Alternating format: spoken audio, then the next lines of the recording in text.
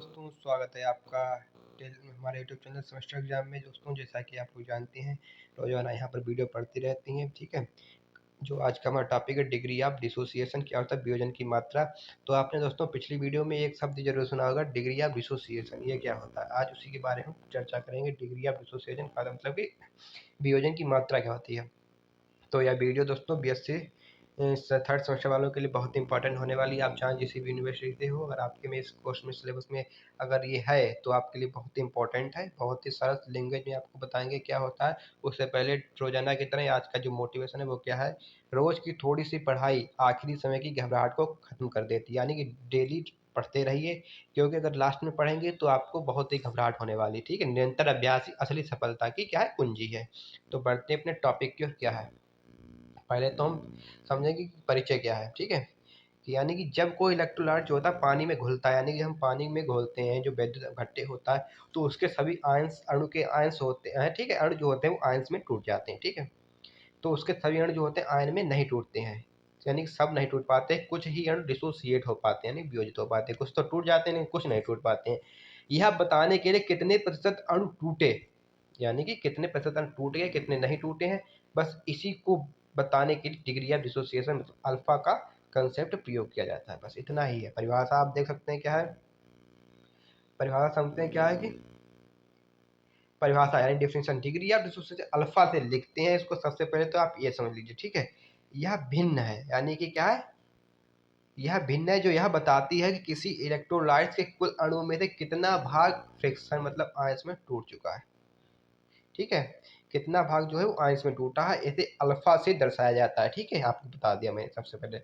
Formula से आप आ सकते हैं, क्या है फार्मूला, फार्मूला है अल्फा से लिखते हैं वियोजित अणुओं की संख्या अपान प्रारंभिक अणुओं की कुल संख्या, ठीक है।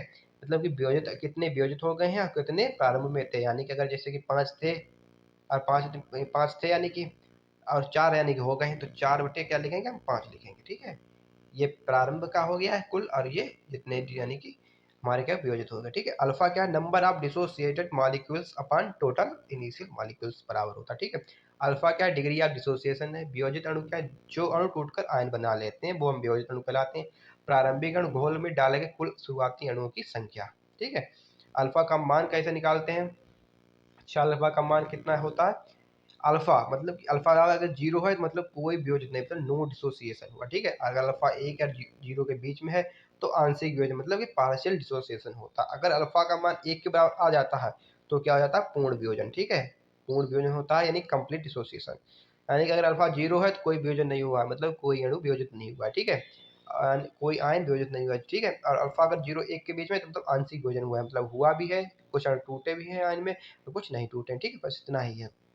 अब अल्फा बराबर वन तो पूर्ण वियोजित हो गया, ठीक है। नोट क्या, स्ट्रॉन्ग जो इलेक्ट्रोलाइट्स का अल्फा लगभग एक के पास होता है। जो स्ट्रॉन्ग इलेक्ट्रोलाइट्स होते हैं उनका अल्फा एक के पास होता है, और वीक इलेक्ट्रोलाइट्स का अल्फा बहुत कम होता है, ठीक है। इसका मतलब क्या है कि स्ट्रॉन्ग इलेक्ट्रोलाइट्स होते हैं उसमें जो अल्फा है यानी कि जो वियोजन है, वियोजन की मात्रा मतलब कि वो एक के बराबर है लगभग, मतलब कि पूर्ण वियोजन होता है, कुछ ही कम होता है, ठीक है। वीक इलेक्ट्रोलाइट्स में क्या होता है, अल्फा का मान बहुत कम होता है। इसका मतलब क्या है कि बहुत ही कम वियोजन हो पाता है, ठीक है। प्रभावित करने वाले फैक्टर्स क्या है, डिग्री ऑफ डिसोसिएशन मतलब अल्फा को प्रभावित करने वाले कारण, ठीक है। इस प्रकार की पीडीएफ बनाई है दोस्तों की एकदम बेहतरीन सरल लैंग्वेज में। एग्जाम में अगर आप ऐसे लिखकर आते हैं तो माने दोस्तों आपको 25 में 25 नंबर मिलने वाले। ये भी आपके 25 नहीं तो 15 नंबर में तो आने ही वाला है। बहुत इंपॉर्टेंट है, लिख लीजिएगा दोस्तों, सेव कर लीजिएगा। पीडीएफ यानी कि हमारे टेलीग्राम चैनल जो है सेमेस्टर एग्जाम के वहाँ मिल जाएगा, वहाँ से आप इसे नोट करिए, लिखिए और देखिए दोस्तों, जरूर आएगा। लिख के धर लीजिए ये चीज़। फिर क्या था, डिग्री ऑफ डिसोसिएशन मतलब अल्फा को प्राप्त करने वाले कारक क्या है, डाइल्यूशन मतलब कि तनु का कितना तनु है अम्ल, यानी डाइल्यूशन बढ़ने पर अल्फा बढ़ता है, ठीक है। यानी डाइल्यूशन बढ़ाएंगे तो अल्फा बढ़ जाएगा, ठीक है। फिर टेम्परेचर मतलब तापमान, अगर टेम्परेचर बढ़ाएंगे तो भी अल्फा बढ़ जाएगा, ठीक है। फिर क्या होता है, नेचर ऑफ इलेक्ट्रोलाइट्स मतलब इलेक्ट्रोलाइट किस प्रकार के हैं, बता दें स्ट्रॉन्ग इलेक्ट्रोलाइट होते हैं उसका अल्फा अधिक होता है, वीक के लिए कम होता है। नेचर ऑफ सॉल्वेंट मतलब कि जो सॉल्वेंट होता है जो घुल रहा है उसका नेचर कैसा है, हाई डायलेक्ट, अगर डाइलेक्ट्रिक कांस्टेंट वाले यानी सॉल्वेंट में अल्फा अधिक होता है। अगर हाई डाइलेक्ट्रिक कांस्टेंट है उसका तो सॉल्वेंट में तो अल्फा उसका अधिक हो जाएगा, ठीक है। फिर क्या आता है, न्यूमेरिकल एक एग्जांपल के रूप में देख सकते हैं। न्यूमेरिकल एग्जांपल दिया है, यदि CH3COOH की जो डेल एम है वो 39.05 सामन सेंटीमीटर पर मोल इनवर्स है, तथा डेल यानी जो आंशिक होता है यानी कि क्या होता है जो इनफाइनाइट होता है हमारा मोलर कंडक्टेंस, वो क्या होता है, वो था 309.5 साइमन सेंटीमीटर का मोल इनवर्स दिया है। तो डिग्री ऑफ डिसोसिएशन ज्ञात करो क्या होता है।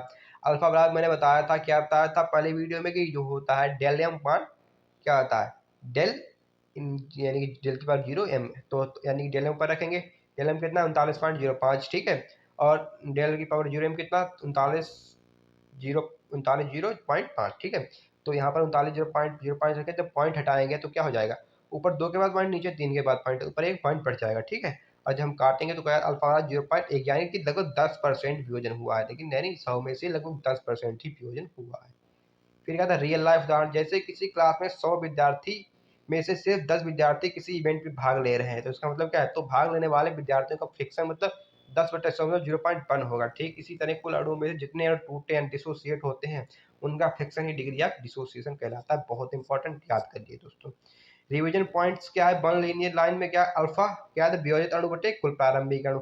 अल्फा अगर 0 है तो कोई वियोजन नहीं होगा, अगर अल्फा 1 है तो पूर्ण वियोजन होता है। डाइल्यूशन पर टेम्परेचर बढ़ने पर अल्फा बढ़ता है, स्ट्रॉन्ग इलेक्ट्रोलाइट के लिए अल्फा 1 होता है, वीक के लिए अल्फा बहुत कम होता है। कंडक्टेंस से अल्फा ज्ञात करने का सूत्र अल्फा बराबर डेल एम पान डेल की पावर एम होता है, डेल की पावर 0 एम होता है, ठीक है। ये क्या मोलर कंडक्टेंस है, ये लिमिटिंग मोलर कंडक्टेंस है, ठीक है। बेस्ट ऑफ लक दोस्तों, यानी कि यहाँ पर हमारा टॉपिक पूरा होता है दोस्तों। जय हिंद, बेस्ट ऑफ लक। और एग्जाम के लिए हर दिन थोड़ा थोड़ा पढ़ना ही बड़ी सफलता का सबसे आसान रास्ता है दोस्तों। बने रहिए चैनल के साथ। जय हिंद, लाइक करना ना भूलिएगा।